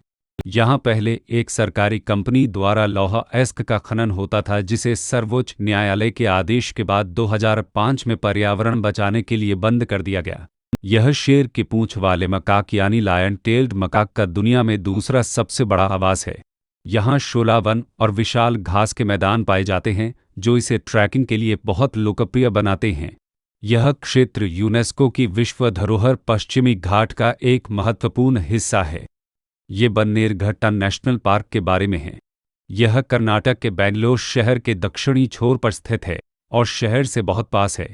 इसकी स्थापना वर्ष 1974 में हुई थी और यह एक महत्वपूर्ण हाथी गलियारे का हिस्सा है। वर्ष 2006 में यहाँ देश का पहला तितली पार्क स्थापित किया गया था। यह एक अनूठा पार्क है जहाँ एक हिस्सा चिड़ियाघर जैसा है, जहाँ सफारी कराई जाती है, और बाकी हिस्सा संरक्षित जंगल है। यहाँ स्वर्णमुखी नदी बहती है और चंपका धामा स्वामी का मंदिर भी पहाड़ी पर स्थित है। यहाँ मानव और हाथी संघर्ष की समस्या बहुत अधिक रहती है क्योंकि शहर का विस्तार जंगल के करीब पहुंच गया है। इसे वर्ष 2002 में एक हिस्से को जैविक उद्यान के रूप में अलग कर दिया गया था। ये संजय गांधी नेशनल पार्क के बारे में है। यह महाराष्ट्र के मुंबई शहर के उत्तरी उपनगरों बोरीवली और ठाणे के बीच स्थित है। इसे पहले बोरीवली नेशनल पार्क के नाम से जाना जाता था और 1983 में इसका नाम बदला गया। यह दुनिया के सबसे अधिक देखे जाने वाले पार्कों में से एक है और इसे मुंबई शहर के फेफड़े कहा जाता है। इसके जंगल के भीतर कान्हेरी की 109 गुफाएं स्थित हैं, जो 2400 साल पुरानी बौद्ध गुफाएं हैं। यहाँ विहार और तुलसी झीलें मौजूद हैं, जो मुंबई शहर के एक हिस्से को पीने का पानी आपूर्ति करती हैं। यहाँ तेंदुए अक्सर जंगल से निकलकर रिहायशी इमारतों में घुस आते हैं, जो एक बड़ा चर्चा का विषय रहता है। यहाँ कारवी नामक झाड़ी पाई जाती है, जिसमें 8 साल में एक बार बैंगनी रंग के फूल खिलते हैं। ये इंद्रावती नेशनल पार्क के बारे में है। यह छत्तीसगढ़ के बीजापुर जिले में स्थित है और यह राज्य का एकमात्र टाइगर रिजर्व है जिसे वैधानिक दर्जा प्राप्त है। इसे वर्ष 1981 में राष्ट्रीय उद्यान और 1983 में टाइगर रिजर्व घोषित किया गया था। इंद्रावती नदी इसके उत्तर में बहती है, जो महाराष्ट्र के साथ इसकी सीमा निर्धारित करती है। यह जंगली भैंसे यानी वन भैंसा के लिए प्रसिद्ध है, जो छत्तीसगढ़ का राज्य पशु है और दुनिया में इनकी शुद्ध नस्ल यही बची है। यहाँ पहाड़ी मैना भी पाई जाती है, जो राज्य पक्षी है। यह क्षेत्र माओवादी गतिविधियों के कारण लंबे समय तक पर्यटकों और अधिकारियों की पहुंच से दूर रहा है, जिससे यहाँ की सही स्थिति का पता नहीं चल पाया। यहाँ साल और सागौन और बांस के मिश्रित वन पाए जाते हैं। ये गुरु घासीदास नेशनल पार्क के बारे में है। यह छत्तीसगढ़ के कोरिया और सूरजपुर जिलों में स्थित है। यह पहले अविभाजित मध्य प्रदेश के संजय नेशनल पार्क का हिस्सा था, लेकिन 2000 में राज्य बंटवारे के बाद अलग हो गया। इसका नाम छत्तीसगढ़ के प्रसिद्ध संत गुरु घासीदास के नाम पर रखा गया है। इसे वर्ष 2021 में राष्ट्रीय बाघ संरक्षण प्राधिकरण द्वारा टाइगर रिजर्व बनाने की मंजूरी दी गई है। यह ऐतिहासिक रूप से बहुत महत्वपूर्ण है क्योंकि भारत का आखिरी चीता इसी क्षेत्र में वर्ष 1947 में देखा गया था और शिकार किया गया था। यहाँ बनास और गोपद और नेयूर नदियाँ बहती हैं, जो सोन नदी की सहायक नदियाँ हैं। यह मध्य प्रदेश के बांधवगढ़ और झारखंड के पलामू टाइगर रिजर्व के बीच एक महत्वपूर्ण गलियारा है। ये बेतला नेशनल पार्क के बारे में है। यह झारखंड के लातेहार और पलामू जिलों में छोटा नागपुर पठार पर स्थित है। इसकी स्थापना वर्ष 1986 में हुई थी और यह पलामू टाइगर रिजर्व का एक हिस्सा है। पूरी दुनिया में बाघों की गणना सबसे पहले पदचेनों यानी पगमार्क के आधार पर वर्ष 1932 में इसी जंगल में की गई थी। यहाँ उत्तर कोयल नदी बहती है, जो इस जंगल की प्यास बुझाती है। इसके अंदर 16वीं शताब्दी के चेरो राजाओं द्वारा बनाए गए 2 ऐतिहासिक किले मौजूद हैं, जिनमें से एक को पुराना किला और दूसरे को नया किला कहते हैं। यहाँ गर्म पानी के झरने भी पाए जाते हैं, जिनमें औषधीय गुण माने जाते हैं। इसके पास ही महुआ डांड भेड़िया अभयारण्य स्थित है, जो भारत का एकमात्र भेड़िया अभयारण्य है। ये गंगोत्री नेशनल पार्क के बारे में है। यह उत्तराखंड के उत्तरकाशी जिले में उच्च हिमालयी क्षेत्र में स्थित है। इसकी स्थापना वर्ष 1989 में हुई थी और यह क्षेत्रफल में उत्तराखंड का सबसे बड़ा नेशनल पार्क है। हिंदुओं की पवित्र नदी गंगा का उद्गम स्थल गोमुख हिमनद यानी ग्लेशियर इसी पार्क के अंदर स्थित है। यह चीन सीमा के पास स्थित है और यहाँ जाने के लिए विशेष परमिट की आवश्यकता होती है। यहाँ हिम तेंदुओं और हिमालयी भूरे भालुओं और भरल की अच्छी आबादी है। यहाँ भोजपत्र के वृक्ष पाए जाते हैं, जिनकी छाल का उपयोग प्राचीन भारत में कागज के रूप में लिखने के लिए होता था। यहाँ का परिदृश्य ट्रांस हिमालय जैसा है, यानी यहाँ पेड़ कम और चट्टानी पहाड़ ज्यादा हैं। ये पापी कोंडा नेशनल पार्क के बारे में है। यह आंध्र प्रदेश के अल्लूरी सीताराम राजू और एलोरू जिलों में पूर्वी घाट की पहाड़ियों में स्थित है। इसे वर्ष 2008 में राष्ट्रीय उद्यान का दर्जा दिया गया था। गोदावरी नदी इस पार्क के बीच से होकर बलखाती हुई बहती है और यहाँ पापी हिल्स बहुत सुंदर दृश्य बनाती हैं। यहाँ निर्माणाधीन पोलावरम सिंचाई परियोजना के कारण इस पार्क का एक बड़ा हिस्सा डूब क्षेत्र में आने का खतरा है। यहाँ भारतीय बाइसन यानी गौर और चौसिंगा बड़ी संख्या में पाए जाते हैं। वाल्मीकि रामायण में जिस दंडकारण्य वन का वर्णन है, यह उसी क्षेत्र का एक हिस्सा माना जाता है और यहाँ कोंडा रेड्डी जनजाति रहती है। ये श्री वेंकटेश्वर नेशनल पार्क के बारे में है। यह आंध्र प्रदेश के चित्तूर और कड़पा जिलों में पूर्वी घाट की शेषाचलम पहाड़ियों में स्थित है। इसकी स्थापना वर्ष 1989 में हुई थी और प्रसिद्ध तिरुपति बालाजी मंदिर इसके पास ही स्थित है। यहाँ दुनिया के प्रसिद्ध और कीमती लाल चंदन यानी रेड सेंडर्स के पेड़ पाए जाते हैं, जो केवल इसी क्षेत्र में उगते हैं। यहाँ अत्यंत दुर्लभ गोल्डन गेको छिपकली पाई जाती है, जिसे एक समय विलुप्त मान लिया गया था। यहाँ गुंजना नदी बहती है और यहाँ का तालकोना जलप्रपात राज्य का सबसे ऊंचा जलप्रपात है। यह क्षेत्र अपने कई जलप्रपातों और धार्मिक महत्व के कारण पर्यटकों के बीच बहुत लोकप्रिय है। ये मौलिम नेशनल पार्क के बारे में है। यह गोवा राज्य के पूर्वी हिस्से में कर्नाटक सीमा पर स्थित है और पश्चिमी घाट का हिस्सा है। इसे भगवान महावीर अभयारण्य के कोर जोन के रूप में जाना जाता है और 1977 में इसे राष्ट्रीय उद्यान बनाया गया। यह गोवा का एकमात्र राष्ट्रीय उद्यान है और यहाँ प्रसिद्ध दूधसागर जलप्रपात स्थित है, जो मांडोवी नदी पर बना है। इस पार्क के अंदर 12वीं शताब्दी का महादेव मंदिर है, जिसे तंबदी सुरला मंदिर कहते हैं, जो कदम राजवंश ने बनवाया था। यहाँ धनगर समुदाय के लोग रहते हैं, जो पारंपरिक रूप से पशुपालन करते हैं। यहाँ की जैव विविधता बहुत समृद्ध है और यहाँ किंग कोबरा और मालाबार पाइड हॉर्नबिल जैसे जीव पाए जाते हैं। ये दाचीगाम नेशनल पार्क के बारे में है। यह जम्मू और कश्मीर के श्रीनगर जिले में जबरवान पहाड़ियों में स्थित है।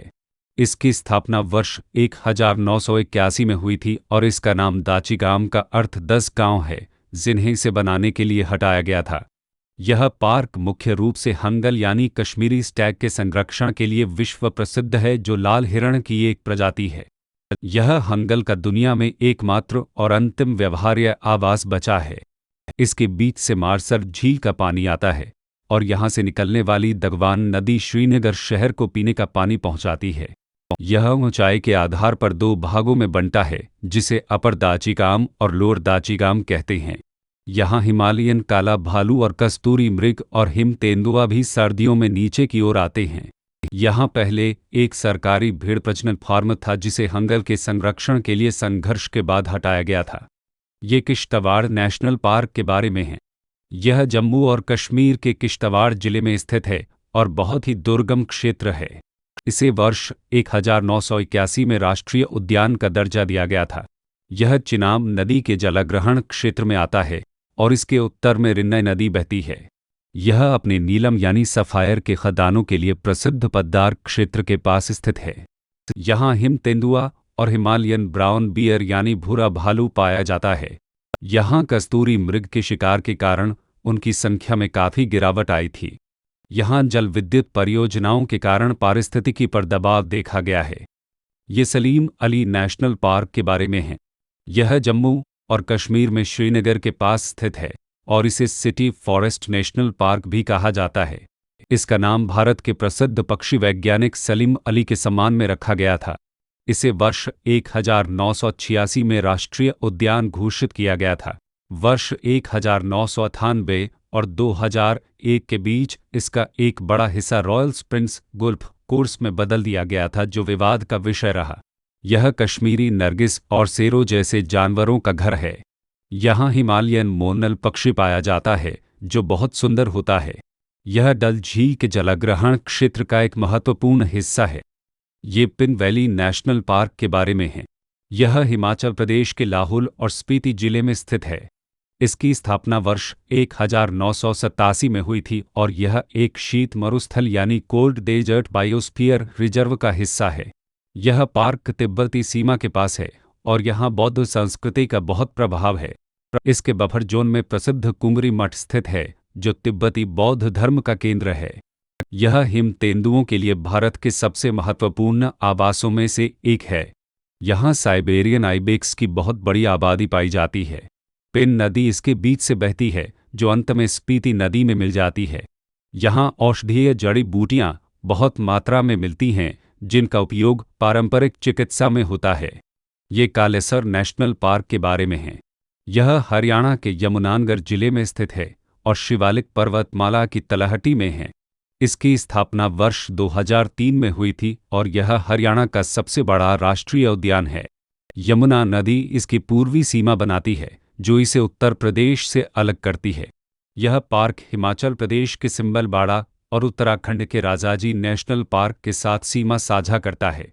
यहाँ साल के पेड़ों का बहुत घना जंगल है। यह लाल जंगली मुर्गा यानी रेड जंगल फाउल के लिए प्रसिद्ध है। पार्क के अंदर एक प्राचीन भगवान शिव का मंदिर है, जिसे कालेसर महादेव मठ कहते हैं। यहाँ तेंदुए और हाथी और भौंकने वाले हिरण पाए जाते हैं। ये सुल्तानपुर नेशनल पार्क के बारे में है।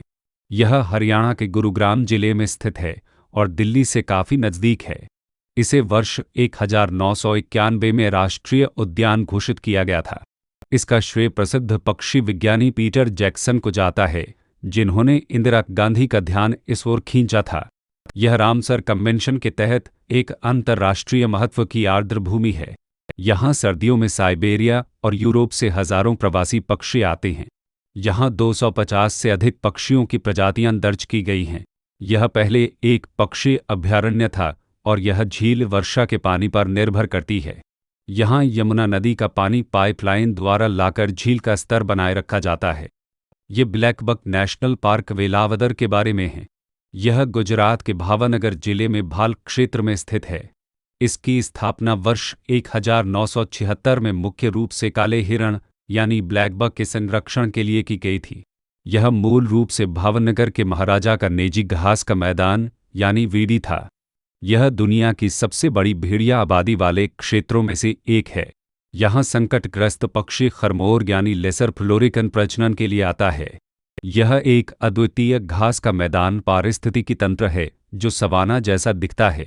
यहाँ से खंभात की खाड़ी बहुत पास है, इसलिए यहाँ का भूजल थोड़ा खारा है। यहाँ झुंड में घूमते काले हिरणों को देखना पर्यटकों के लिए मुख्य आकर्षण है। ये मरीन नेशनल पार्क कच्छ की खाड़ी के बारे में है। यह गुजरात के जामनगर तट पर स्थित है। यह भारत का पहला समुद्री राष्ट्रीय उद्यान है, जिसकी स्थापना वर्ष 1982 में हुई थी।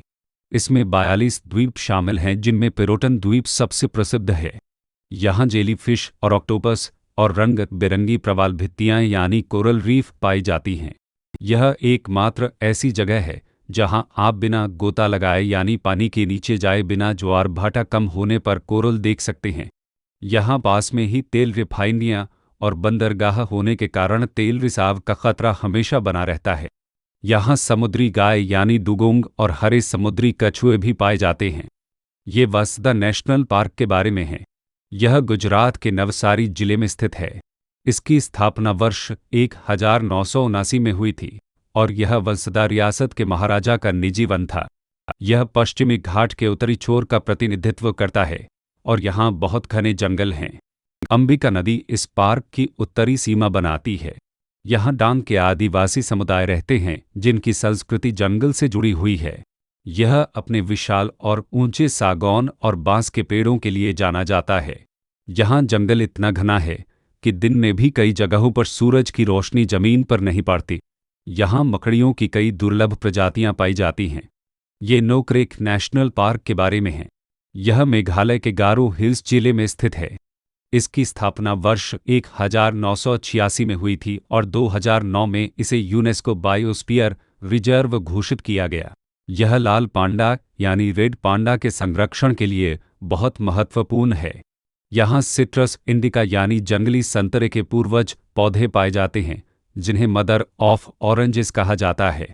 सिमसांग नदी का उद्गम इसी पार्क से होता है, जो गारो हिल्स की प्रमुख नदी है। यहाँ हुलॉक गिब्बन और स्टंप टेल्ड मकाक जैसे दुर्लभ प्राइमेट पाए जाते हैं। यहाँ चूना पत्थर की कई गुफाएं हैं, जिनमें सिज्जू गुफा बहुत प्रसिद्ध है। ये बालपक्रम नेशनल पार्क के बारे में है। यह मेघालय के दक्षिण गारो हिल्स जिले में बांग्लादेश सीमा के पास स्थित है। इसकी स्थापना वर्ष 1985 में हुई थी और स्थानीय गारो भाषा में इसका अर्थ है लगातार बहती हवाओं की भूमि। स्थानीय गारो लोग इसे पवित्र मानते हैं और इसे लैंड ऑफ स्पिरिट्स यानी आत्माओं की भूमि कहते हैं। यहाँ एक बहुत गहरी खाई है, जिसे भारत का ग्रांड कैनियन कहा जाता है। यहाँ मांसाहारी पौधा पिचर प्लांट यानी घटपर्णी पाया जाता है। यहाँ लाल पांडा और एशियाई स्वर्ण बिल्ली यानी गोल्डन कैट पाई जाती है।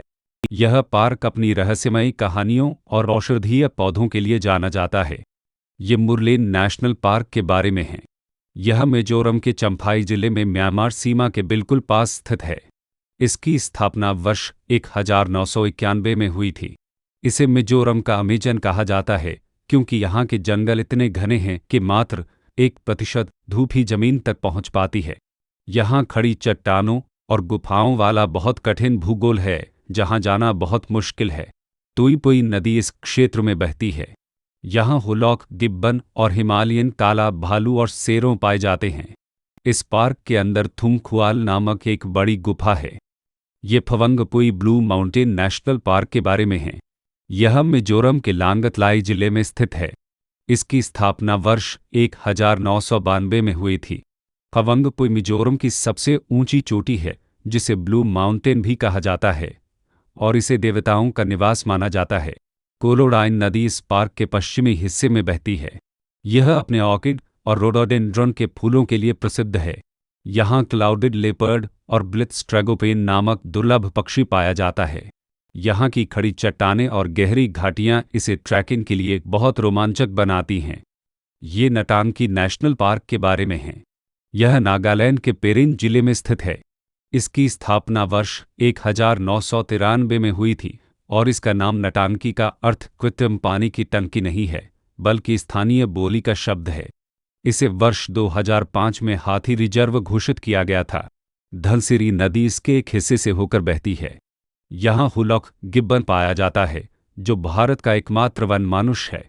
यह अपनी जैव विविधता के लिए जाना जाता है जहाँ बाघ और भालू और मिथुन यानी नागालैंड का राज्य पशु एक साथ मिलते हैं।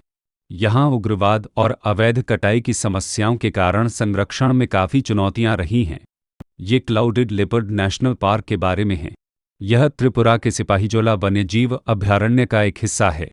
इसे वर्ष 2007 में राष्ट्रीय उद्यान का दर्जा दिया गया था। यह भारत का पहला पार्क है जो विशेष रूप से क्लाउडेड लेपर्ड यानी धूमिल तेंदुए के लिए समर्पित है। यहाँ चश्मे वाले बंदर यानी फेयस लंगूर पाए जाते हैं जो त्रिपुरा के राज्य पशु हैं। यहाँ बंदी प्रजनन केंद्र यानी कैप्टिव ब्रीडिंग सेंटर है जहाँ इन दुर्लभ जानवरों की संख्या बढ़ाई जा रही है। यह अगरतला शहर के पास स्थित है और पर्यटकों के लिए आसानी से उपलब्ध है। ये बाइसन राजबाड़ी नेशनल पार्क के बारे में है। यह त्रिपुरा के दक्षिण त्रिपुरा जिले में तृष्णा वन्यजीव अभयारण्य के पास स्थित है। इसकी स्थापना वर्ष 2007 में हुई थी। यह मुख्य रूप से भारतीय बाइसन यानी गौर के संरक्षण के लिए जाना जाता है। यह ऐतिहासिक रूप से त्रिपुरा के राजाओं का शिकारगाह था। यहाँ एक बड़ी झील है जो इस पार्क के पारिस्थितिकी तंत्र का केंद्र है। यहाँ हुलॉक, गिब्बन और लंगूरों की कई प्रजातियां पाई जाती हैं। यहाँ पानी की उपलब्धता पूरे साल रहती है जो इसे जानवरों के लिए एक आदर्श आवास बनाती है। ये जलदपाड़ा नेशनल पार्क के बारे में है। यह पश्चिम बंगाल के अलीपुरद्वार जिले में पूर्वी हिमालय की तलहटी में स्थित है। इसे वर्ष 1941 में अभयारण्य और 2012 में राष्ट्रीय उद्यान घोषित किया गया था। तोरसा नदी इसके बीच से बहती है जो जानवरों के लिए जीवन रेखा है। काजीरंगा के बाद भारत में एक सींग वाले गैंडे की दूसरी सबसे बड़ी आबादी यहीं पाई जाती है। यह बंगाल फ्लोरिकन नामक अत्यंत दुर्लभ पक्षी का घर है। इसके पास ही टोटोपारा गांव है जहां दुनिया की सबसे प्राचीन जनजातियों में से एक टोटो जनजाति रहती है। यहाँ हाथी सफारी बहुत प्रसिद्ध है जिसके जरिए गैंडों को बहुत पास से देखा जा सकता है।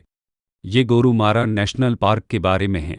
यह पश्चिम बंगाल के जलपाईगुड़ी जिले में डुआर्स क्षेत्र में स्थित है। इसकी स्थापना वर्ष 1994 में हुई थी और इसे 2009 में पर्यावरण मंत्रालय द्वारा सर्वश्रेष्ठ संरक्षित क्षेत्र का पुरस्कार मिला था। यहाँ मूर्ति और रायरक नदियाँ बहती हैं। यह भारतीय गैंडों और हाथियों की आबादी के लिए जाना जाता है। यहाँ वन विभाग द्वारा कोई हाथी सफारी नहीं कराई जाती, केवल जिप्सी सफारी उपलब्ध है। इसके पास लाटागुड़ी का जंगल है जो पर्यटन का एक बड़ा केंद्र है। यहाँ का वाच टावर यानी निगरानी मीनार पर्यटकों के बीच बहुत लोकप्रिय है जहाँ से जंगल का नज़ारा दिखता है। ये नेओरा वैली नेशनल पार्क के बारे में है। यह पश्चिम बंगाल के कालिम्पोंग जिले में स्थित है। इसकी स्थापना वर्ष 1986 में हुई थी और यह एक ऐसा जंगल है जहां सूरज की रोशनी मुश्किल से पहुंचती है। यह सिक्किम के पंगोलखा अभयारण्य और भूटान के जंगलों से जुड़ा हुआ है। यह लाल पांडा का एक प्रमुख आवास है। यहाँ नेओरा नदी बहती है जिसके नाम पर इसका नाम पड़ा है। इस जंगल का एक बड़ा हिस्सा आज भी दुर्गम है जहां इंसान नहीं पहुंच पाए हैं। यहाँ की सबसे ऊंची चोटी रचेला दर्रा है जो भूटान और सिक्किम की सीमा पर है। ये सिंगलीला नेशनल पार्क के बारे में है। यह पश्चिम बंगाल के दार्जिलिंग जिले में स्थित है। इसकी स्थापना वर्ष 1986 में हुई थी और यह एक बहुत ही लोकप्रिय ट्रैकिंग रूट है। पश्चिम बंगाल की सबसे ऊंची चोटी संदकफू यानी 3636 मीटर इसी पार्क के अंदर स्थित है। यह लाल पांडा के लिए भारत के सबसे सुरक्षित आवासों में से एक है। यहाँ से कंचनजंगा और माउंट एवरेस्ट का बहुत सुंदर नज़ारा दिखता है। यहाँ दो प्रमुख नदियाँ सिरिखोला और रम्माम बहती हैं। यह रोडोडेंड्रोन के जंगलों के लिए प्रसिद्ध है जो वसंत ऋतु में खिलते हैं। ये Buxa tiger reserve national park के बारे में है। यह पश्चिम बंगाल के अलीपुरद्वार जिले में भूटान सीमा पर स्थित है। इसे वर्ष 1983 में टाइगर रिजर्व और 1992 में राष्ट्रीय उद्यान का दर्जा मिला। यह भूटान के फिप्सू वन्यजीव अभयारण्य के साथ अंतर्राष्ट्रीय गलियारा बनाता है जिससे हाथियों का आवागमन होता है। यहाँ ऐतिहासिक बुक्सा किला स्थित है जहाँ अंग्रेजों ने नेताजी सुभाष चंद्र बोस को कथित तौर पर कैद किया था। यहाँ डोलोमाइट खनन एक बड़ी समस्या थी जिसे पारिस्थितिकी बचाने के लिए बंद कर दिया गया। यहाँ संकोश और रायडक और जयंती नदियाँ बहती हैं। यहाँ एशियाई हाथियों और बाघों का एक महत्वपूर्ण प्रवास मार्ग है। ये कैम्पबेल बे नेशनल पार्क के बारे में है। यह अंडमान और निकोबार द्वीप समूह के ग्रेट निकोबार द्वीप पर स्थित है। इसकी स्थापना वर्ष 1992 में हुई थी और यह भारत का सबसे दक्षिण में स्थित राष्ट्रीय उद्यान है। यह ग्रेट निकोबार बायोस्फीयर रिजर्व का हिस्सा है। गलाथिया नदी इसके पास से बहती है। यहाँ निकोबार कबूतर और मेगापोर पक्षी पाए जाते हैं जो जमीन पर घोंसला बनाते हैं। वर्तमान में यहाँ एक बड़े अंतर्राष्ट्रीय ट्रांसशिपमेंट पोर्ट प्रोजेक्ट के कारण पर्यावरण विवाद चल रहा है। यहाँ केकड़ा खाने वाला बंदर यानी क्रैबीचिन मकाक पाया जाता है। ये गलाथिया बे नेशनल पार्क के बारे में है। यह भी ग्रेट निकोबार द्वीप पर स्थित है और कैम्पबेल बे पार्क से अलग है। इसकी स्थापना वर्ष 1992 में हुई थी। यह दुनिया के सबसे बड़े कछुए यानी लेदरबैक टर्टल के घोंसला बनाने का सबसे महत्वपूर्ण स्थल है। यह क्षेत्र 2004 की सुनामी में बुरी तरह प्रभावित हुआ था जिससे तटरेखा बदल गई थी। यहाँ निकोबार ट्रिशु और विशाल लुटेरा केकड़ा यानी रॉबर क्रैब पाया जाता है। यह पार्क भारत के रणनीतिक और पारिस्थितिक दोनों दृष्टिकोण से बहुत संवेदनशील है। ये mount Harriet mount Manipur national park के बारे में है। यह अंडमान द्वीप समूह के दक्षिण अंडमान जिले में स्थित है। इसकी स्थापना वर्ष 1987 में हुई थी। वर्ष 2021 में केंद्र सरकार ने इसका नाम बदलकर माउंट मणिपुर नेशनल पार्क कर दिया क्योंकि 1891 के एंग्लो मणिपुर युद्ध के नायकों को यहाँ कैद किया गया था। पुराने 20 रुपए के नोट के पीछे जो तस्वीर थी वह इसी पार्क के दृश्य की थी। यह अपनी तितलियों की विविधता और समुद्री दृश्यों के लिए प्रसिद्ध है। यहाँ से पास ही काला पत्थर नामक स्थान है जहाँ कैदियों को सजा दी जाती थी।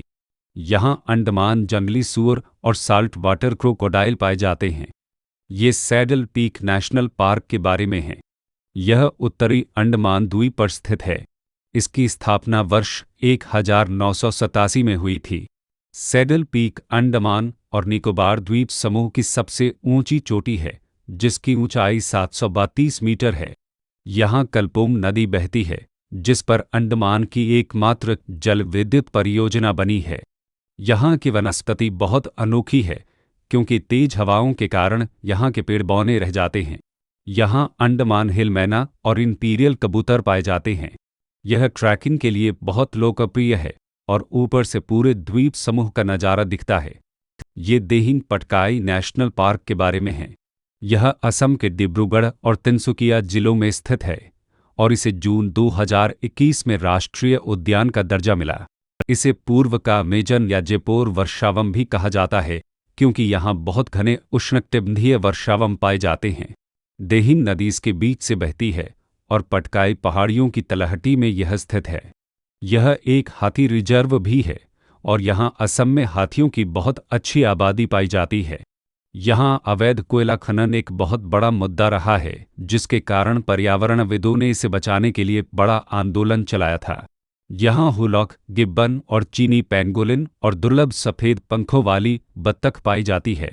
यहाँ तितलियों की 300 से अधिक प्रजातियाँ मिलती हैं, जो इसे एक महत्वपूर्ण जैव विविधता केंद्र बनाती हैं। ये रायमोना नेशनल पार्क के बारे में है। यह असम के कोकराझार जिले में स्थित है और इसे जून 2021 में राष्ट्रीय उद्यान घोषित किया गया था। यह बोडोलैंड प्रादेशिक क्षेत्र यानी BTR के अंतर्गत आता है और भारत और भूटान सीमा पर स्थित है। यह गोल्डन लंगूर यानी सुनहरे लंगूर के संरक्षण के लिए विश्व प्रसिद्ध है, जो यहाँ का शुभंकर भी है। संकोश नदी इसकी पश्चिमी सीमा और सरलभंगा नदी इसकी पूर्वी सीमा बनाती है। यह भूटान के फिप्सू वन्यजीव अभयारण्य और जिग्मे सिंगे वांगचुक नेशनल पार्क के साथ सीमा साझा करता है, जिससे जानवरों का आवागमन बना रहता है। यहाँ एशियाई हाथी और रॉयल बंगाल टाइगर और क्लाउडेड लेपर्ड भी पाए जाते हैं। यहाँ 150 से अधिक तितली प्रजातियाँ और 380 से अधिक पक्षी प्रजातियाँ दर्ज की गई हैं। ये Mahatma Gandhi marine national park वांडूर के बारे में है। यह अंडमान द्वीप समूह के दक्षिण अंडमान जिले में पोर्ट ब्लेयर के पास स्थित है। इसकी स्थापना वर्ष 1983 में समुद्री कछुओं और प्रवाल भित्तियों यानी कोरल रीफ को बचाने के लिए की गई थी। इसमें 15 द्वीप शामिल हैं, जिनमें जॉली बॉय और रेड स्किन द्वीप पर्यटकों के लिए खुले हैं। यहाँ कांच के तल वाली नावें यानी ग्लास बॉटम बोट चलती हैं, जिनसे पर्यटक पानी के नीचे के जीवन को देख सकते हैं। यहाँ खारे पानी के मगरमच्छ और समुद्री सांप यानी सी स्नेक और डुगोंग पाए जाते हैं। यह सुनामी के दौरान बुरी तरह प्रभावित हुआ था, लेकिन अब इसकी कोरल रीफ धीरे धीरे ठीक हो रही है। यहाँ प्लास्टिक का उपयोग पूरी तरह से प्रतिबंधित है। ये झांसी की रानी मरीन नेशनल पार्क के बारे में है। यह अंडमान और निकोबार द्वीप समूह के रिची द्वीप समूह यानी आर्किपेलागो में स्थित है। इसकी स्थापना वर्ष 1996 में हुई थी और इसका नाम महान वीरांगना रानी लक्ष्मीबाई के सम्मान में रखा गया है। यह 3 द्वीपों से मिलकर बना है, जिनके नाम हेनरी लॉरेंस और जॉन लॉरेंस और आउट्राम द्वीप हैं। यहाँ मैंग्रोव वन और अर्ध सदाबहार वर्षावन का मिश्रण पाया जाता है। यहाँ फ्रूट ईटिंग बैट यानी फल खाने वाले चमगादड़ और नारकुंडम हॉर्नबिल जैसे पक्षी देखे जा सकते हैं। यह क्षेत्र पर्यटकों की पहुंच से थोड़ा दूर है, इसलिए यहाँ की प्राकृतिक सुंदरता बिल्कुल अछूती है। ये middle button island national park के बारे में है। यह अंडमान जिले में पोर्ट ब्लेयर के पास स्थित है और बटन द्वीप समूह का हिस्सा है। इसकी स्थापना वर्ष 1979 में हुई थी और यह क्षेत्रफल में बहुत छोटा है। यह अपनी नीली व्हेल और समुद्री कछुओं के लिए जाना जाता है। यहाँ स्कूबा डाइविंग और स्नॉर्कलिंग के लिए बहुत साफ पानी मिलता है, जहाँ दृश्यता बहुत अच्छी होती है। यहाँ चित्तीदार हिरण यानी स्पॉटेड डियर भी पाए जाते हैं, जिन्हें तैराकर यहाँ लाया गया था और अब वे यहाँ के पारिस्थितिकी तंत्र का हिस्सा बन गए हैं। यहाँ की कोरल रीफ उथले पानी में है, जिससे इसे देखना बहुत आसान होता है। ये north button island national park के बारे में है। यह भी अंडमान जिले के बटन द्वीप समूह में स्थित है। इसकी स्थापना वर्ष 1979 में हुई थी। यह क्षेत्र डुगोंग यानी समुद्री गाय के लिए बहुत महत्वपूर्ण है, जो यहाँ की समुद्री घास खाने आती हैं। यहाँ डॉल्फिन और वाटर मॉनिटर लिजार्ड यानी पानी की गोह भी पाई जाती है। यह स्थान दिसंबर से मार्च तक कछुओं के प्रजनन के लिए जाना जाता है। यहाँ कोई भी मानव आबादी नहीं रहती है, जिससे यह जानवरों के लिए एकदम सुरक्षित है। ये मुकुंदरा हिल्स नेशनल पार्क के बारे में है। यह राजस्थान के कोटा और चित्तौड़गढ़ और झालावाड़ जिलों में फैला हुआ है। इसे वर्ष 2004 में स्थापित किया गया था और 2013 में यह राजस्थान का तीसरा टाइगर रिजर्व बना। इसे पहले दर्रा वन्य जीव अभयारण्य के नाम से जाना जाता था। चंबल नदी इसके पास से बहती है, जहाँ घड़ियाल पाए जाते हैं। यह ऐतिहासिक गागरोन के किले के पास है, जो एक जल दुर्ग है। यहाँ अबली मीणी का महल स्थित है, जिसे राजस्थान का दूसरा ताजमहल भी कहा जाता है। यहाँ बाघों को दोबारा बसाने की कोशिश की गई थी, लेकिन शिकार और बीमारी के कारण यहाँ सफलता पूरी तरह नहीं मिल पाई। ये इंदिरा गांधी अनामलाई नेशनल पार्क के बारे में है। यह तमिलनाडु के कोयम्बटूर और तिरुपुर जिलों में पश्चिमी घाट की अनामलाई पहाड़ियों में स्थित है। इसे वर्ष 1989 में राष्ट्रीय उद्यान बनाया गया और 2007 में इसे टाइगर रिजर्व घोषित किया गया। इसे टॉप स्लिप के नाम से भी जाना जाता है, क्योंकि अंग्रेजों के जमाने में यहाँ से लकड़ी के लट्ठों को पहाड़ से नीचे सरकाया जाता था। यहाँ अमरावती बांध स्थित है, जहाँ मगरमच्छों की एक बड़ी आबादी रहती है। यह नीलगिरी तहर और शेर की पूंछ वाले मकाक और महान भारतीय हॉर्नबिल का घर है। यहाँ कड़ावू कुरुबा जैसी आदिवासी जनजातियां रहती हैं। यहाँ सागौन और रोजवुड के बहुत कीमती पेड़ पाए जाते हैं। ये माधव नेशनल पार्क के बारे में है। यह मध्य प्रदेश के शिवपुरी जिले में स्थित है और यह विंध्याचल की पहाड़ियों का हिस्सा है। इसकी स्थापना वर्ष 1958 में हुई थी और यह मुगल बादशाहों और ग्वालियर के सिंधिया राजाओं का शिकारगाह था। राष्ट्रीय राजमार्ग संख्या 46 पुराना NH3 आगरा मुंबई रोड इसके बीच से गुजरता है। यहाँ जॉर्ज कैसल नामक भवन है, जिसे जॉर्ज पंचम के स्वागत के लिए 1911 में बनाया गया था, लेकिन वे यहाँ नहीं आ पाए। इसके अंदर सांख्य सागर और माधव सागर नामक झीलें हैं, जो रामसर साइट भी हैं और मगरमच्छों से भरी हुई हैं। यहाँ बाघ नहीं हैं, लेकिन तेंदुओं की बहुत अच्छी संख्या है और बाघों को यहाँ दोबारा लाने की योजना चल रही है।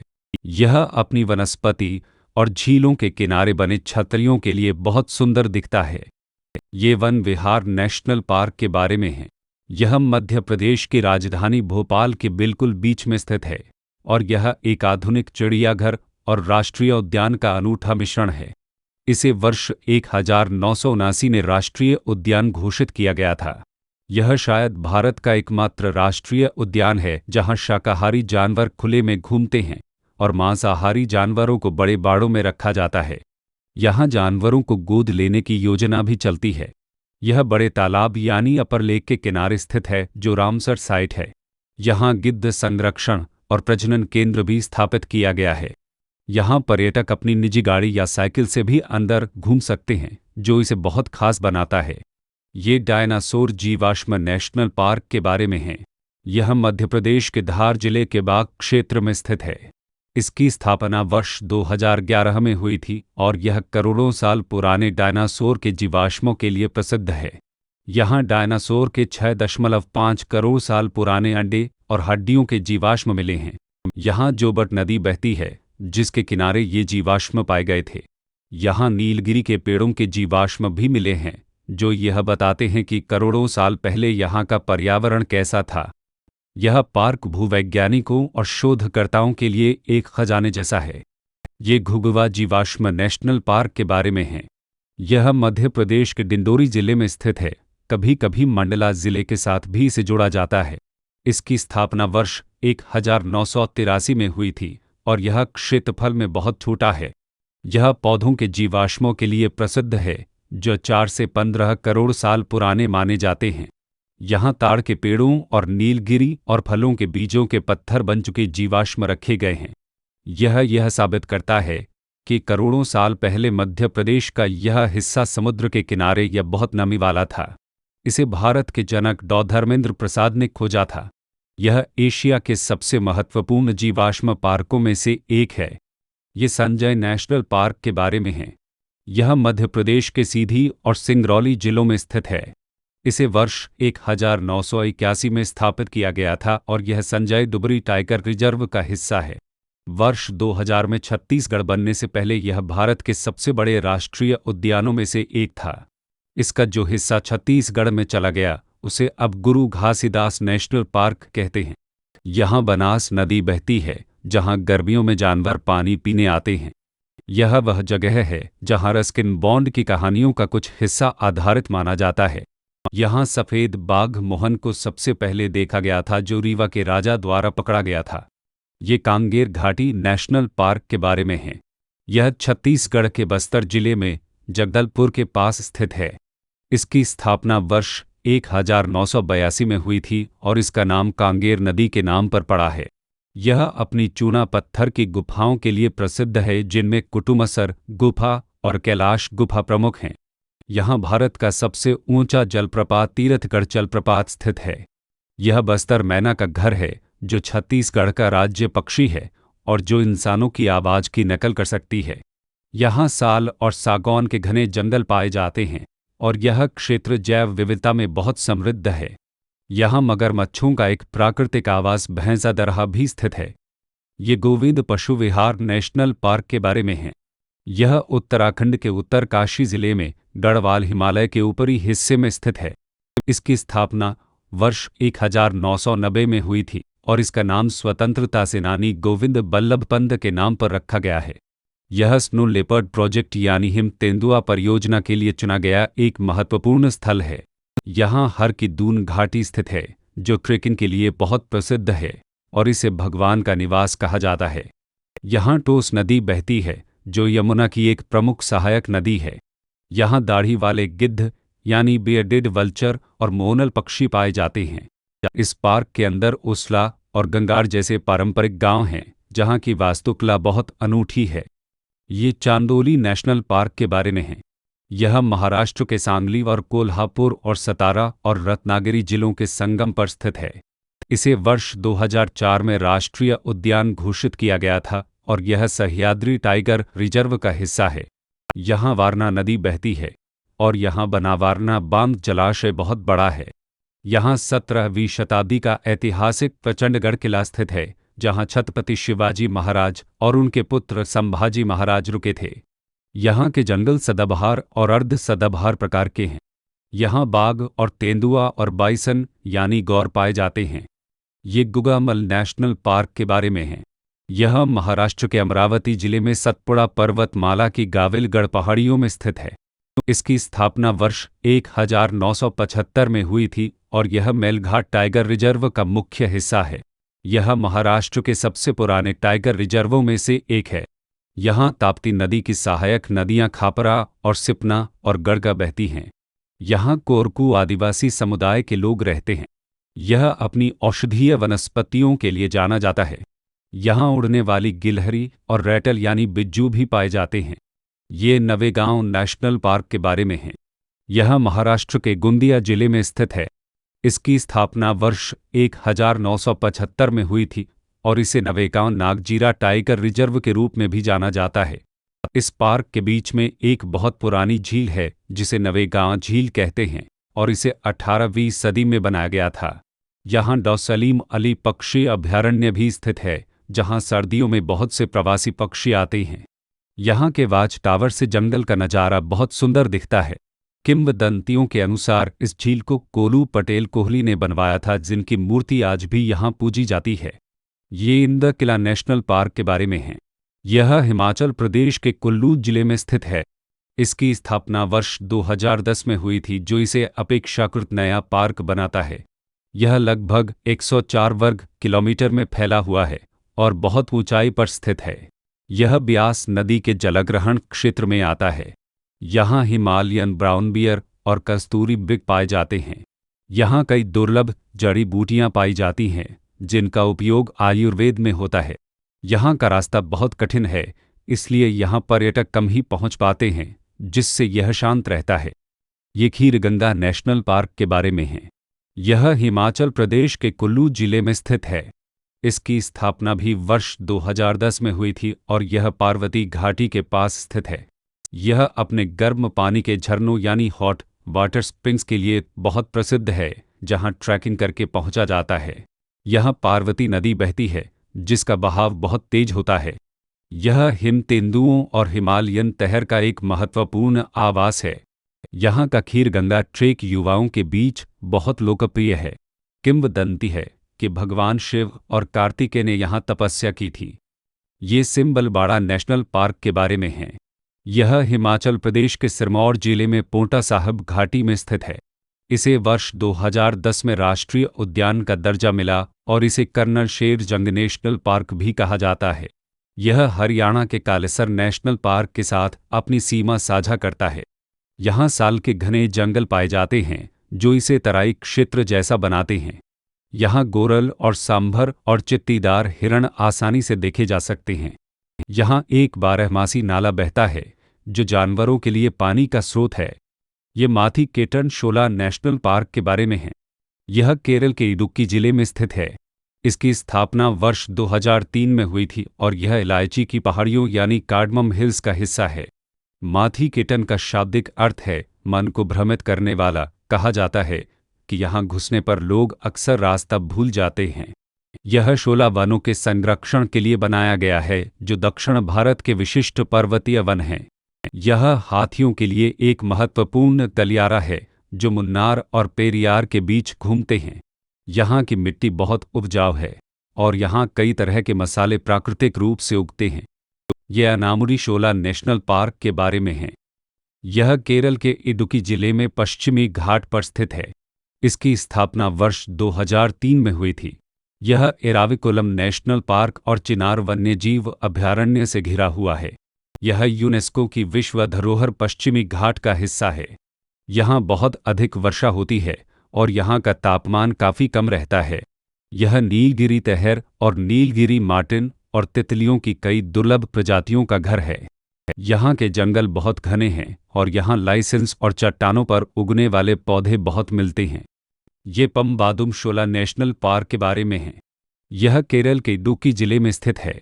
इसकी स्थापना वर्ष 2003 में हुई थी और यह क्षेत्रफल में केरल का सबसे छोटा राष्ट्रीय उद्यान है। पम्बादुम शोला का अर्थ है वह जंगल जहां सांप नाचते हैं। यह वट्टावदा नामक जगह के पास है जो केरल में सब्जियों की खेती के लिए प्रसिद्ध है। यहाँ नीलगिरी वुड पिजन और नीलगिरी फ्लाईकैचर जैसे पक्षी पाए जाते हैं। यहाँ औषधीय पौधों की बहुत विविधता है और वन विभाग यहाँ इको टूरिज्म कॉटेज चलाता है। ये कासु ब्रह्मानंद रेड्डी केबीआर नेशनल पार्क के बारे में है। यह तेलंगाना के राजधानी हैदराबाद के जुबली हिल्स इलाके में स्थित है। इसकी स्थापना वर्ष 1998 में हुई थी और इसका नाम पूर्व मुख्यमंत्री के नाम पर रखा गया है। यह शहर के बीचों बीच एक जंगल है जो शहरी फेफड़े का काम करता है। इसके अंदर ऐतिहासिक चिरान पैलेस स्थित है जो कभी हैदराबाद के निजाम की संपत्ति थी। यहाँ मोर और छोटे स्तनधारी जीव जैसे पेंगोलिन और सिवेट कैट पाए जाते हैं। यह सुबह की सैर और योग के लिए शहर के लोगों के बीच बहुत लोकप्रिय है। ये महावीर हरिना वनस्थली नेशनल पार्क के बारे में है। यह तेलंगाना के हैदराबाद शहर के बाहरी इलाके में वनस्थलीपुरम में स्थित है। इसकी स्थापना वर्ष 1994 में हुई थी और यह ऐतिहासिक रूप से निजामों का निजी शिकारगाह था। यह काले हिरण यानी ब्लैकबक के संरक्षण के लिए प्रसिद्ध है जो यहाँ बड़ी संख्या में हैं। यहाँ तेलंगाना का राज्य पक्षी नीलकाठ यानी इंडियन रोलर भी पाया जाता है। यहाँ हिरणों को देखने के लिए वैन सफारी की सुविधा उपलब्ध है। यह उन कुछ जगहों में से एक है जहाँ शहरीकरण के बावजूद काले हिरण बचे हुए हैं। ये मृगवानी नेशनल पार्क के बारे में है। यह तेलंगाना में हैदराबाद के पास चिलकुर में स्थित है। इसकी स्थापना वर्ष 1994 में हुई थी। यहाँ दक्कन के पठार की मूल वनस्पति पाई जाती है जिसमें चंदन और बांस और पलाश के पेड़ शामिल हैं। यहाँ 600 से अधिक प्रजातियों के पौधे पाए जाते हैं। यहाँ चित्तीदार हिरण और सांभर और जंगली बिल्ली और रसेल वाइपर सांप पाए जाते हैं। यहाँ एक ऊंचा टावर है जहाँ से पूरे पार्क का नज़ारा लिया जा सकता है। ये काजीनाग नेशनल पार्क के बारे में है। यह जम्मू और कश्मीर के बारामूला जिले में नियंत्रण रेखा यानी एलओसी के पास स्थित है। इसे करगिल युद्ध के बाद शांति होने पर वर्ष 2007 में स्थापित किया गया था।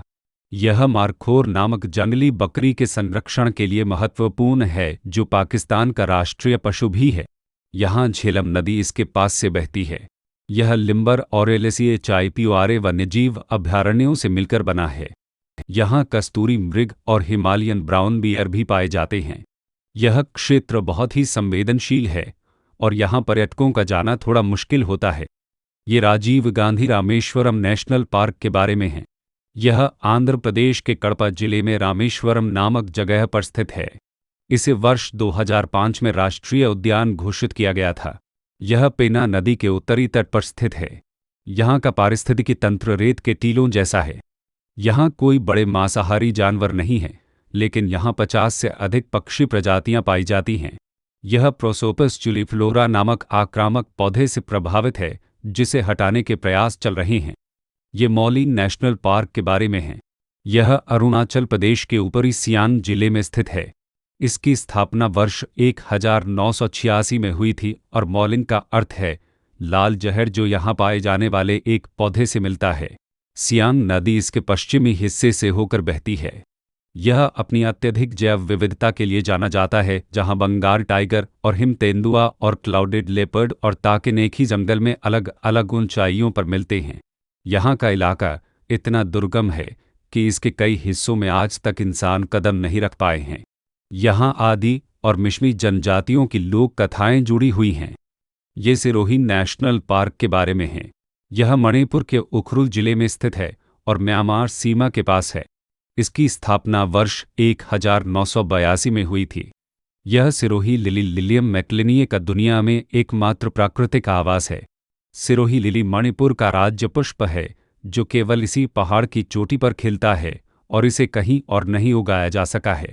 यहाँ ट्रैगोपेन और तीतर जैसे पक्षी पाए जाते हैं। यहाँ एक छोटी धारा बहती है जिसे सिरोही झरना कहते हैं। यहाँ लिली के खिलने के समय मई और जून में बहुत पर्यटक आते हैं। ये सिखना ज्वालाओं नेशनल पार्क के बारे में है। यह असम राज्य के कोकराझार और चिरांग जिलों में बोडोलैंड प्रादेशिक क्षेत्र यानी बीटीआर में स्थित है। इसे मार्च 2025 में आधिकारिक तौर पर असम का 8वां और भारत का 107वां राष्ट्रीय उद्यान घोषित किया गया है। यह ऐतिहासिक रूप से रिपू रिजर्व फॉरेस्ट का एक हिस्सा था, जिसे इसकी समृद्ध जैव विविधता को देखते हुए नेशनल पार्क में अपग्रेड किया गया।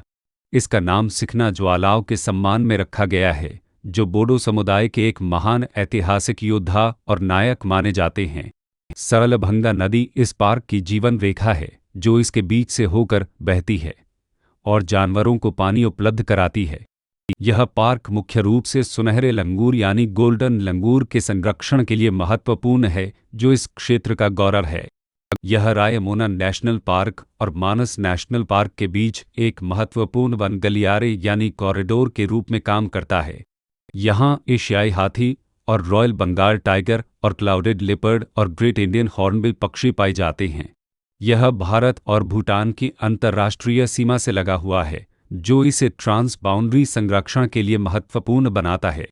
इसके बनने से असम अब भारत में मध्य प्रदेश के बाद सबसे अधिक राष्ट्रीय उद्यानों वाले राज्यों में अग्रणी हो गया है।